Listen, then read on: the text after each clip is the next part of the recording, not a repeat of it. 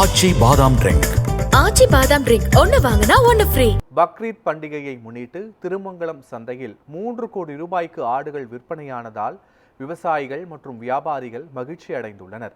பக்ரீத் பண்டிகையை முன்னிட்டு மதுரை திருமங்கலம் ஆட்டு சந்தையில் ஆட்டு வியாபாரம் வெகு சிறப்பாக நடைபெற்றது.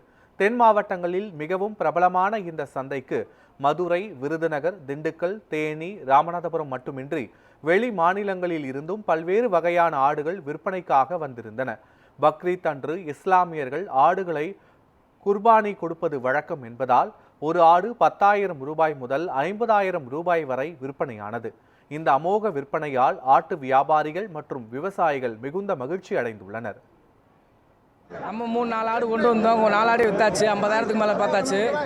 கொஞ்சம் நல்லா ஆட்டு சந்தை சொந்த முறையில் ஓடிக்கிட்டு இருக்கு. ஆடு வீடு நல்லா செல்சி ஆகிட்டு இருக்கு. எல்லா பக்கத்தும் நல்லா செழிப்பான முறையில் ஆடு சிறந்த முறையில் ஆடு ஓடிக்கிட்டு இருக்கு. பக்ரீத்னால நல்லா தரமான சிறந்த முறையில் ஆட்டு ஓட்டம் நல்லா தான் இருக்குது.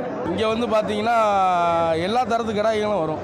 2 பல்லேருந்து கிடப்பல் வரை எல்லா தரத்து கிடாயிலே வரும். உயிரோட ஒரு 100 கிலோ வரையும் கிடாக்கள் இருக்குது. நம்ம வந்து இப்போ 2 கிடா வாங்கியிருக்கோம் இது வரையும். இன்னும் 4 கிடா வாங்கணும். விலைவாசி கொஞ்சம் தான் இருக்குது. இன்னும் கொஞ்சம் நேரம் குறைஞ்சோன்னே விலைவாசி விட்டு கொடுப்பாங்க.